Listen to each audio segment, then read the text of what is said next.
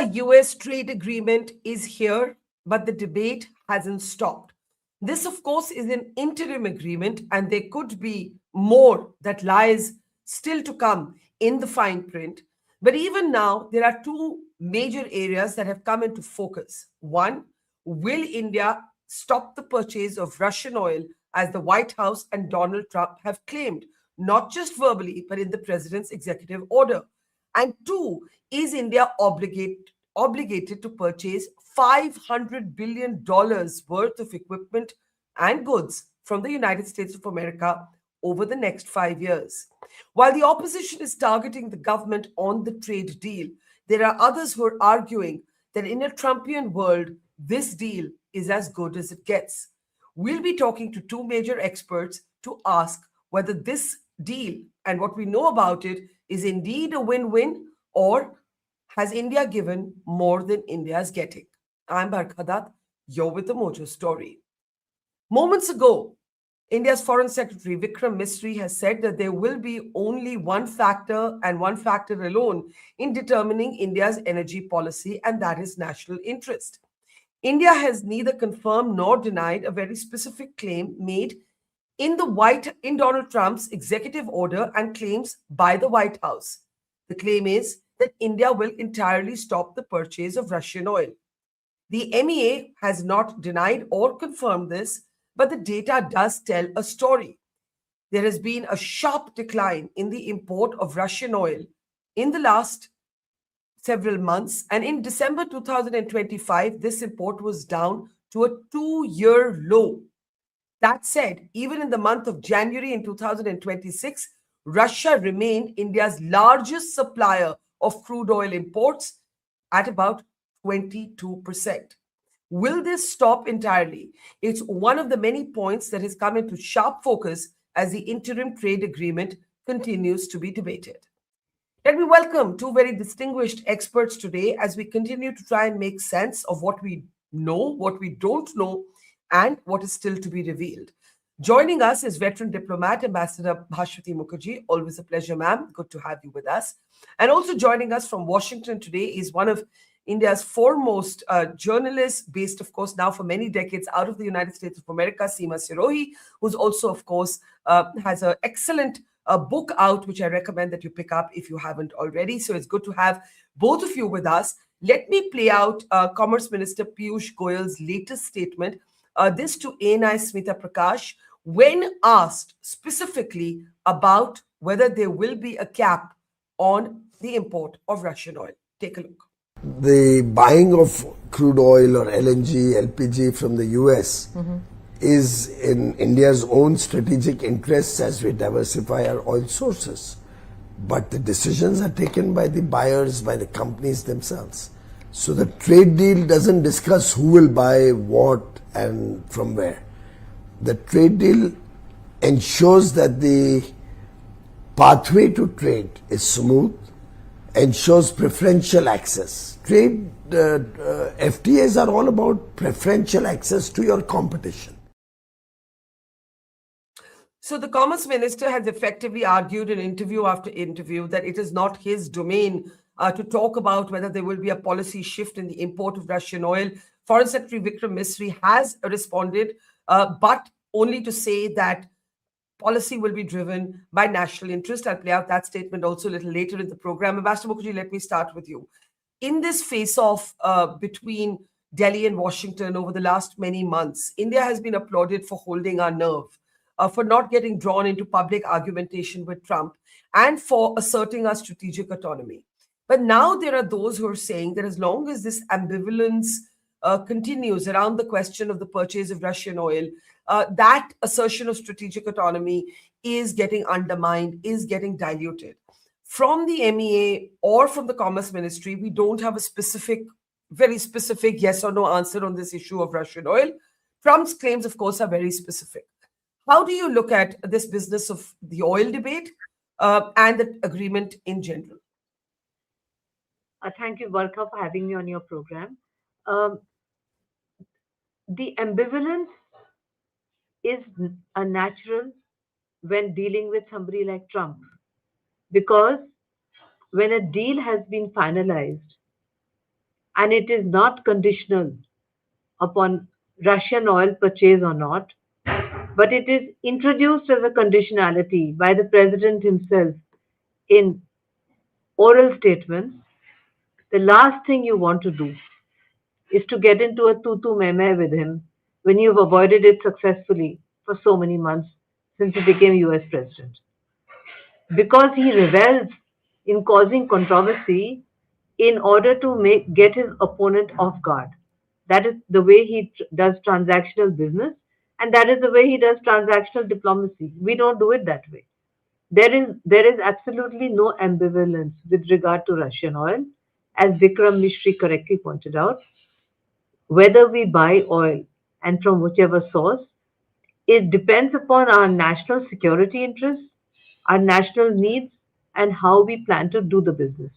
There is no doubt that we have agreed to bail out the Americans by purchasing some Venezuelan heavy oil, which is very similar to Russian heavy oil, because our Jamnagar refineries are ideally suited to refine that oil and to get the Americans out of a spot, because most American companies don't even want to go to Venezuela in its present condition. They say it's uninvestable. So, whatever oil there is, we have helped out the Americans by buying a fairly large amount, which we will refine and we'll do what we want with it, either use it domestically or sell it back. We may even sell it back to the Europeans, which is what we were doing with Russian oil. As far as Russian oil is concerned, it depends upon what we want to buy on the spot market, Barkha. There is no way a sovereign country can be stopped from buying oil in the spot market. If there is Russian oil from non sanctioned entities available in the spot market, which is of use to us, why on earth should we tell Trump we are buying it? We'll do what we want. The point here is he has removed the tariffs which were hurting us. We have given him certain concessions. He has given us certain concessions. It's an FTA, as Piyush Goyal said. We don't want to cause a controversy right now, because the moment that there is a ceasefire between Russia and Ukraine, orchestrated by the greatest peacemaker of all time, Donald Trump, he will remove the sanctions on Russian oil in any case. So this is, in my opinion, a controversy created by Trump for his domestic audience, and to create confusion when he knows that Parliament is in session, to throw us off guard. But we are also very very tough negotiators, Barkha, and Hmm. we are as transactional as Trump. So, if Trump thinks he is the only transactional guy in town, he is highly mistaken. If we were not transactional, we wouldn't have had this FTA in the first place. And in my opinion, whoever has said that it's the best deal that you can get out of a Donald Trump is absolutely correct. We couldn't have anything better out of him. This is it, Barkha. If you want to open your champagne and say cheers, this is the moment to do it. You couldn't have got anything better out of him. Whatever we had, hold on to it. Hold on to it and let it not slip out of our hands. That's what I would say, Barkha. Well, I'm always ready to toast a glass of champagne. I'll take any reason that I can get. But Seema, I think Ambassador Mukherjee makes a very interesting couple of points. One, that it's always better to be sort of low key when you're dealing with someone like Trump. And, even over the last few months when Trump was very provocative and some of us would get riled up and say, why aren't we responding? It turned out that that was not necessarily the best way to handle him in full public case, point one. Point two, yes, indeed, if Trump is able to deliver and claim credit for a Russia-Ukraine breakthrough, then anyway, this entire debate around the purchase of Russian oil becomes irrelevant. So I think what Ambassador Mukherjee is saying is, let's buy a little time, hunker down. Russia's still your biggest supplier, by the way, of crude oil as of January 2026. So the numbers are falling month on month dramatically. How do you see it? Obviously, the opposition is scoring or trying to score political points. There are others who are concerned about strategic autonomy. What's the view from Washington? Uh, Good morning, and thanks for having me on your show. I agree entirely with Ambassador because, see, India will never completely turn off the tap on Russian oil, because that's I don't even think that's necessary Mhm. because, as the ambassador said, in case there's a peace deal between Russia and Ukraine, this whole question becomes moot. We don't have to worry about it. In the meantime, there's a tapering of Russian oil. Indian companies, because Russian companies are under sanctions, India cannot buy from those. So that's already happening. Now, the strategic calculation India has made, as far as I can understand it, is in the sort of what's better at this moment, to secure the relationship with the United States, or to assert, oh, we're going to buy as much oil from Russia as we were before. And I'm also told the discount in Russian oil is not as much anymore as it used to be. There's kind of a glut of oil right now. Everybody is producing oil, and there are other vendors India can go to.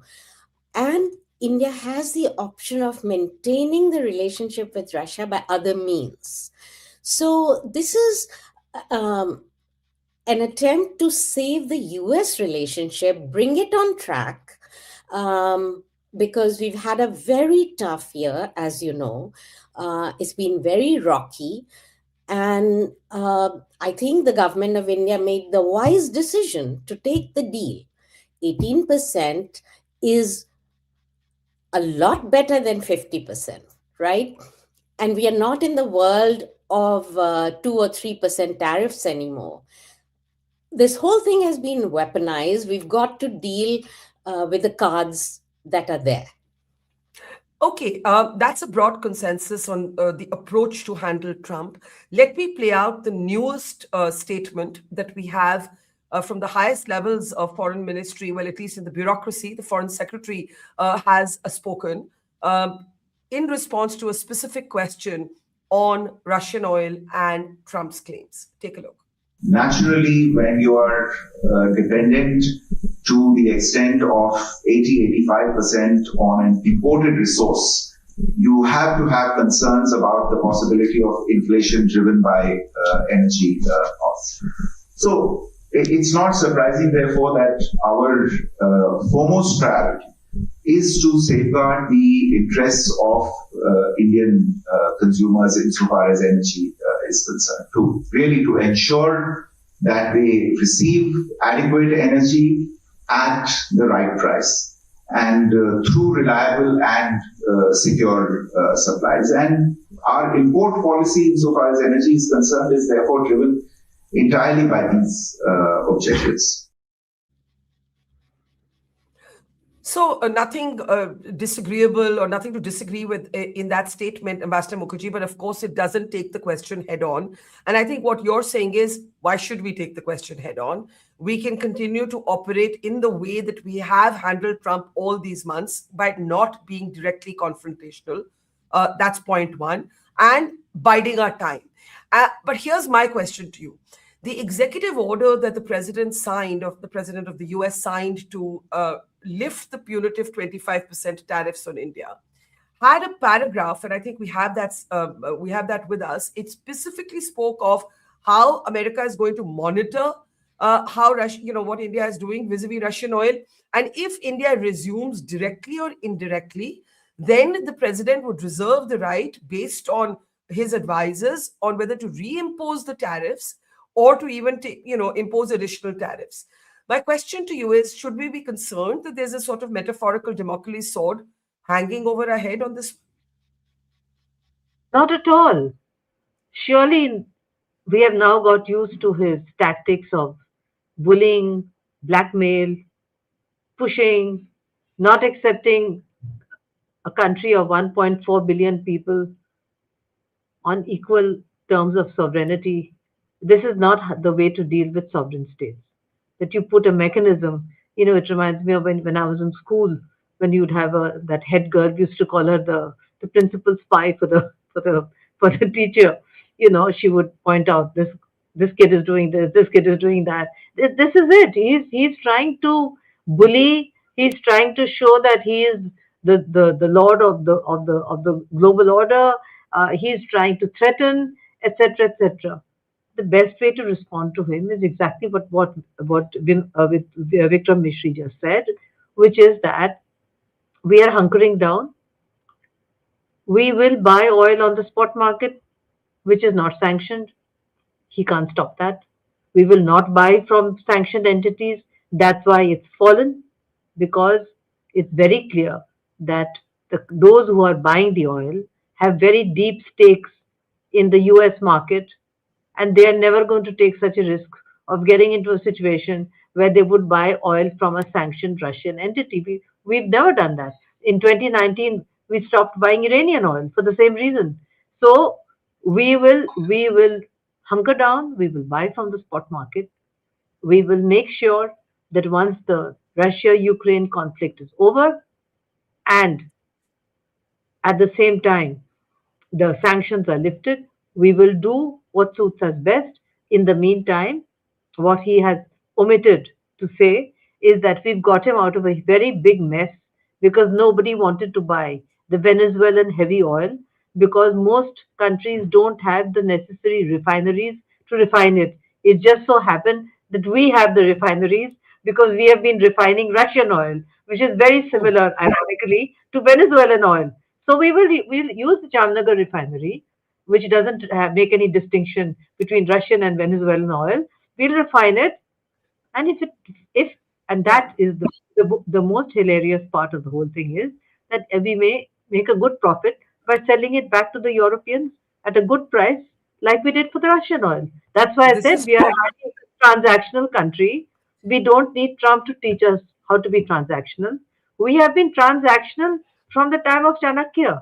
We will just lie low and do what suits us best. And as far as that bit has been put, I don't blame the Indian opposition for getting upset. Anybody would get upset seeing such language, because it is really not language that is used in bilateral conversations between sovereign states. And certainly it is not the kind of language expected from the President of the United States of America, honestly. absolutely, So absolutely. I But then I think, but said then, about keep yeah, cool about be cool, keep cool about it, keep calm and carry on, as the t-shirt goes. But Seema, what would then be your points of concern? I think here there seems to be a strategy, and the strategy seems to be you duck a confrontation on this issue. You bide your time to see what happens between Russia and Ukraine. You wait and hope for a breakthrough where this entire debate becomes absolutely irrelevant. And if not, you revisit this. Maybe you kick the ball down the road, as they say. What are your other points of concern? There's also a huge debate around this $500 billion purchase of US goods. Piyush Goyal has gone on record to say that this is not legally, this is not sort of mandated. This is something India intends to do. It's a carrot, but it's not a commitment. Let's put it like that. Is that something that concerns you? What are your concern areas, if any? I'm not concerned about the $500 billion figure because he has pulled all these big figures with other countries as well. And it's all about the language, right? The language is intends to buy. This is what amazing diplomats like the ambassador do. They put this kind of language to give you a little off ramp. So yes, 100 billion a year is what the minister has said is very easy to do, because then it'll become an accounting thing.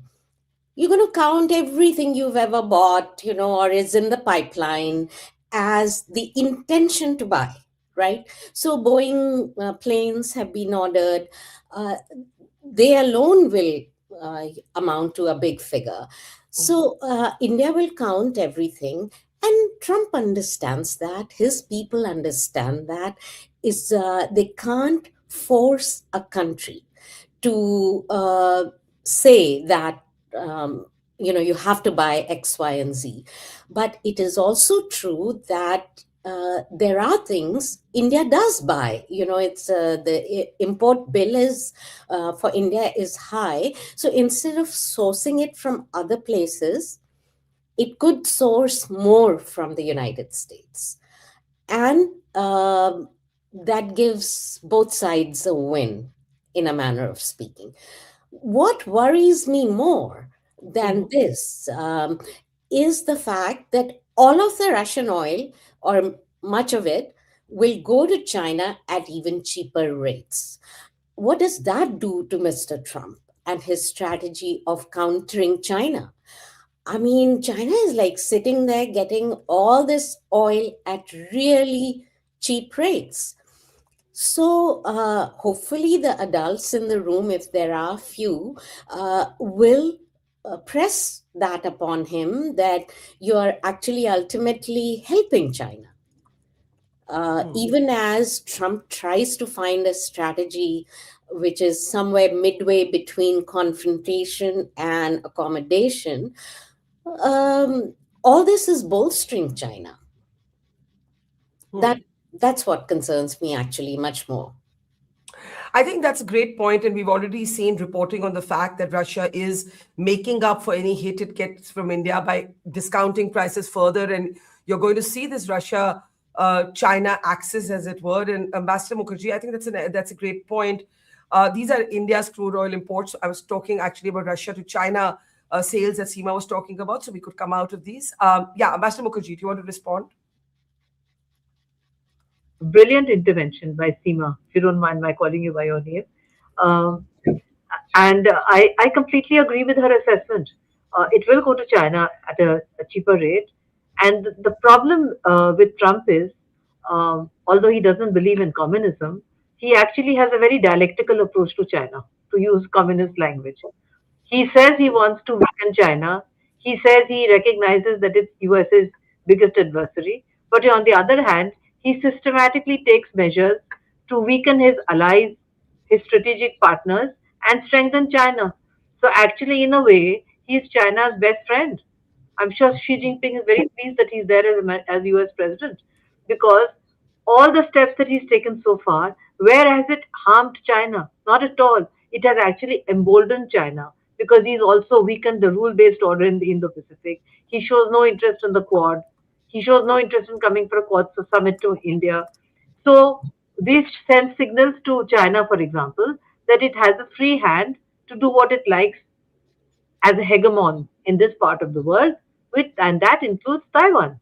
So I would say actually that he's playing the game completely wrong. He should be a, a bullying transactional president with China, and stop bullying his friends, his strategic partners, and his allies. And that includes NATO, that includes President Macron, to whom he's been unbelievably rude, uh, so rude that I found it difficult until I read the French translation. I had to convince myself they actually said all this. So he actually is doing it completely wrong. But there's one more point I'd like to add to Seema's point, which is, yes, we are doing it year on year because we are calculating how many years he has left. That's very important, because we have the midterms coming in November. If he does badly, he becomes a lame duck in any case. So not only have we said, as Seema pointed out, that we said we will try and do this, but we will also do it in a manner in which, if he becomes a lame duck, we can slow down the process. And most of this money is going to be spent on defense purchases, which we definitely and urgently need, given the hostile neighborhood we are in at present. And we will buy technology with transfer of technology, which has been promised to us. And if Yeah. that happens, it's worth the money, because it's on defense purchases, which we've been wanting for a long time. And Trump actually on defense purchases has been much more flexible than his predecessors. So while he is there, we should make the most out of this money that we promised him, and focus on defense purchases and stuff that we need from them. So, in the end, I want to actually pick up this point, Seema, that Ambassador Mukherjee makes about biding time, not just for Russia, Ukraine to maybe work out, but also for Trump's own political fortunes to unfold. On the morning that you have woken up on the East Coast, U.S. congressmen today will have the freedom to read the unredacted Epstein files. right? And some of them have threatened to go public if the DOJ, the Department of Justice, does not place critical information in the public domain. There is all chance, I don't know how this is going to play out politically, that this is going to sully Trump. In the United Kingdom, it's created a crisis for Keir Starmer. We've seen resignations in his government.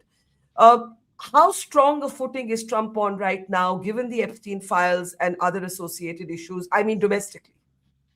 Domestically, he's in a spot of trouble, as the British would say. Midterms are coming, his popularity is coming down. There is a judgment in the Supreme Court on these tariffs that's awaited. I don't know why it's taking so long. It makes me a little nervous because some people say the court is going to rule against Trump. I'm not convinced of that.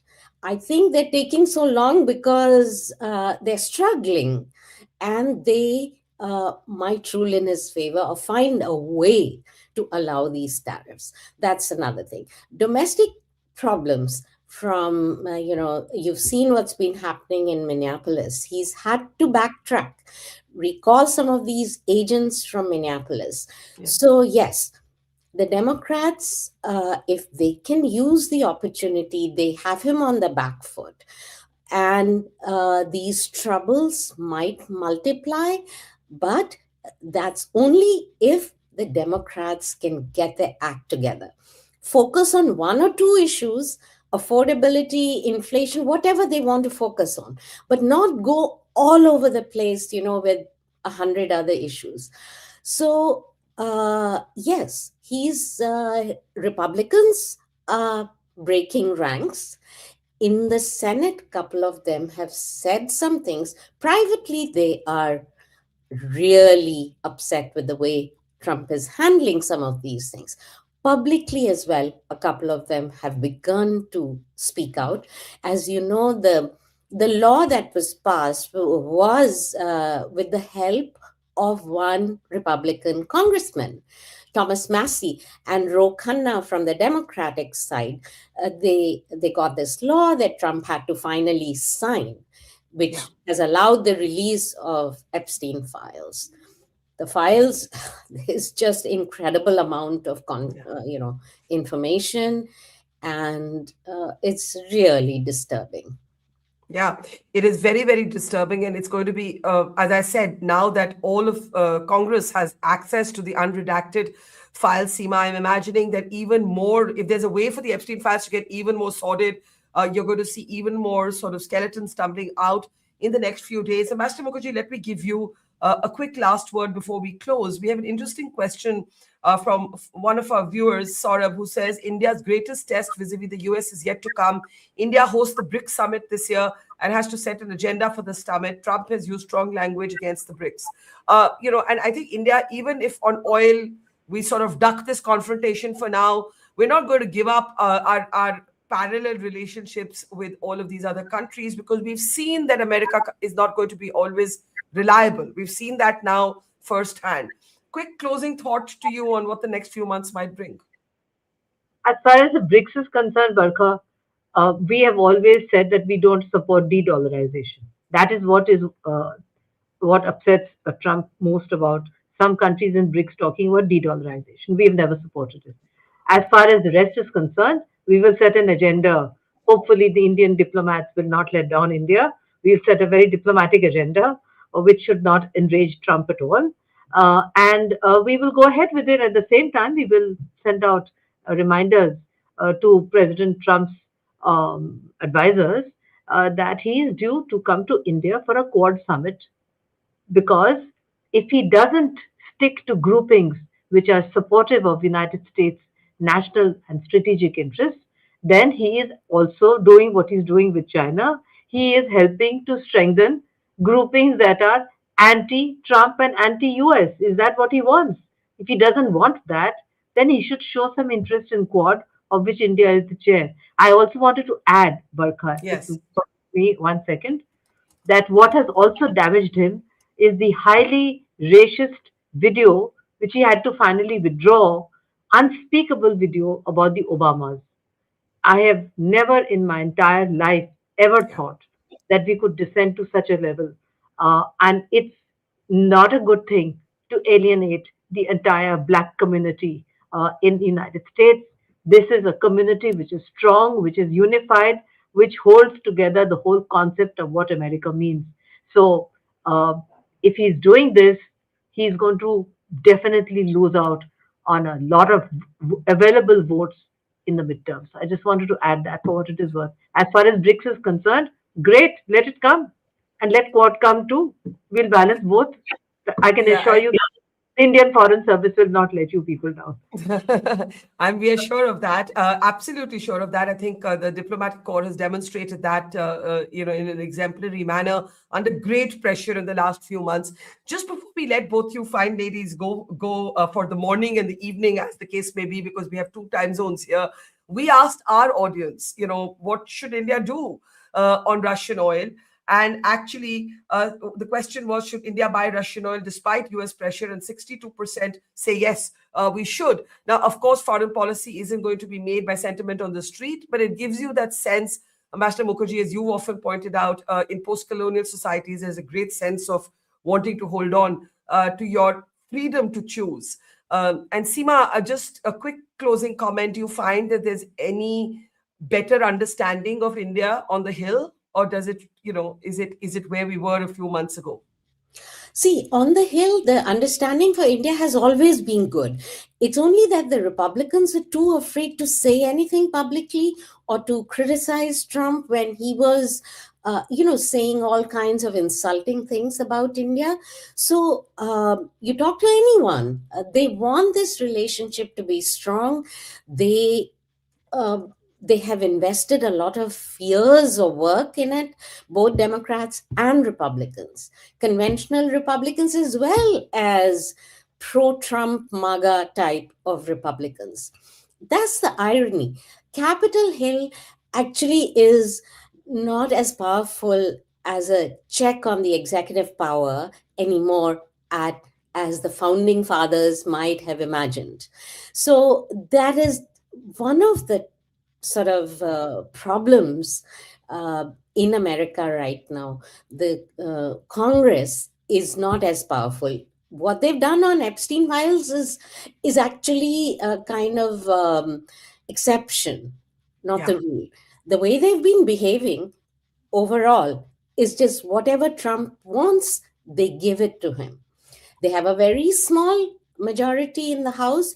They might lose it in the midterms. They're also aware of that. So privately, they will say that, losing India is not the smartest thing.